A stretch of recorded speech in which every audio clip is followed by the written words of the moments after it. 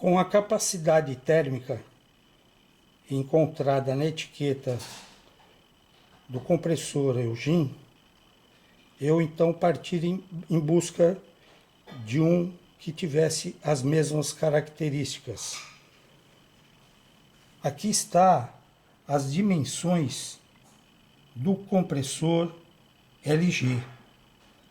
Eu destaquei em caneta verde as dimensões encontradas no modelo existente na bomba de calor, e vocês podem ver com um croquis que eu levantei que as dimensões estão muito próximas. Aqui dá para ter um panorama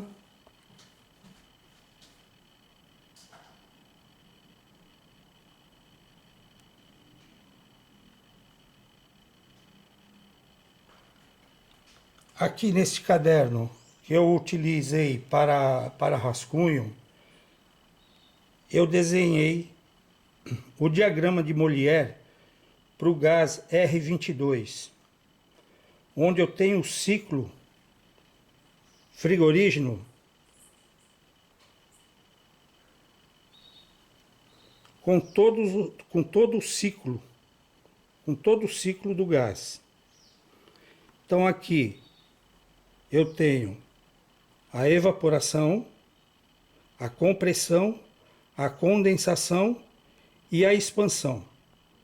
Percebam que do ponto 1 para o ponto 2, o ponto 1 é a sucção do compressor. O ponto 2 é a descarga do compressor. Do ponto 2 ao ponto 3, essa etapa ocorre na condensação.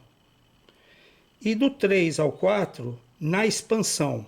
Se o sistema tem válvula de expansão, é na válvula de expansão que ocorre o ciclo do ponto 3 ao ponto 4.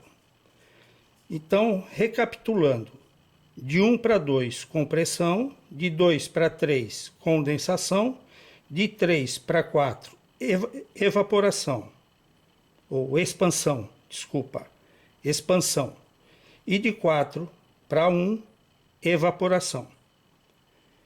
De 1 para 2, acontece o ciclo isentrópico, de 1 para 2. De 2 para 3, nós podemos dizer que ele tanto pode ser isotérmico, como pode ser isobárico, que significa a mesma temperatura de 2 para 3 ou a mesma pressão, que seria o isobárico. Do ciclo 3 para 4 ocorre a expansão na válvula ou no capilar. Então, nós chamamos de isoentálpica, porque não há variação de entalpia do ponto 3 ao ponto 4. Do ponto 4 ao ponto 1, nós temos novamente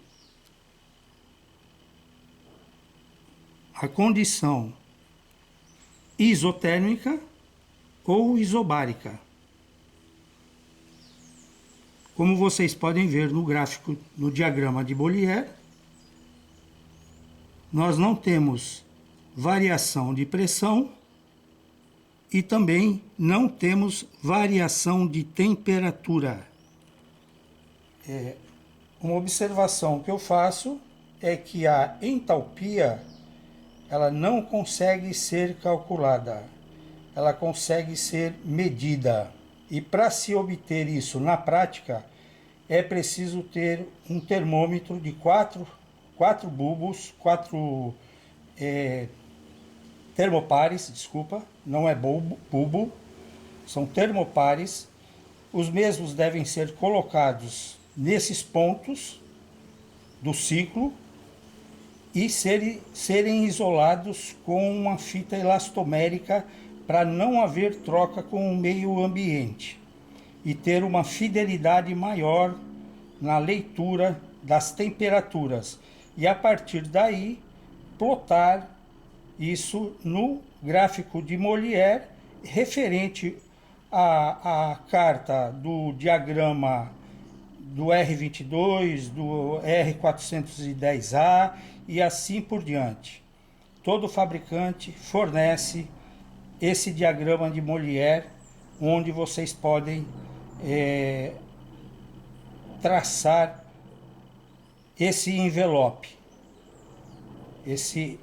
essa carta, esses pontos que estão aqui. Lembrando que esse diagrama ele só tem as curvas referente ao gás. Do ciclo, não. Vocês não vão encontrar. Uma outra coisa que vale a pena chamar a atenção, essa linha é a linha de líquido. Aqui é o ponto crítico e aqui é a linha de gás. Neste intervalo entre a linha de líquido e a linha de gás, nós temos um líquido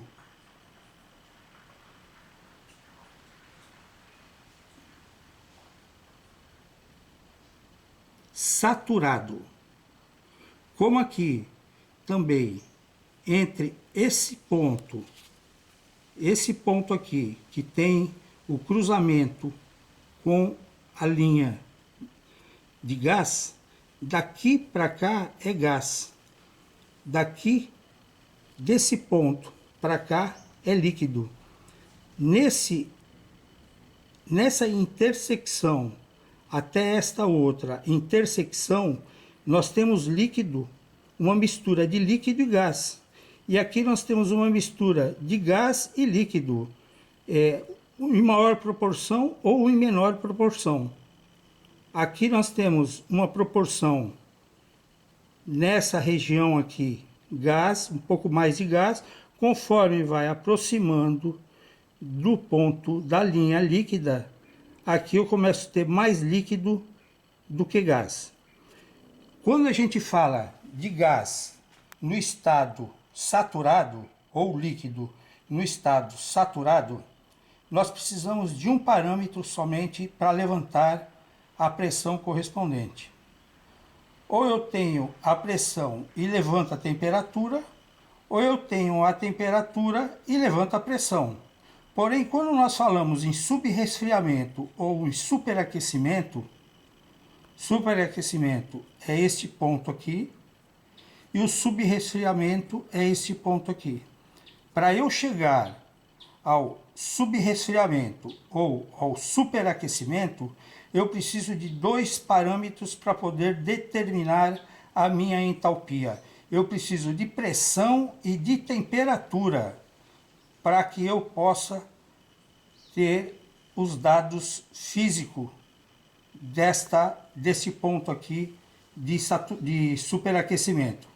E aqui também, para eu ter os dados físicos neste ponto, eu preciso de ter pressão e temperatura. Sem isso eu não consigo definir os dados como aqui neste gráfico a entalpia. Voltando ao compressor, aqui está o compressor selecionado por mim, equivalente ao Eugene ou LG. Então foi este compressor que eu consegui encontrar no mercado o mais próximo possível do que está instalado. São essas informações aqui. Depois eu posso falar um pouco mais, mas eu acho que o foco desse trabalho é mostrar, em termos práticos, a substituição do compressor velho pelo novo.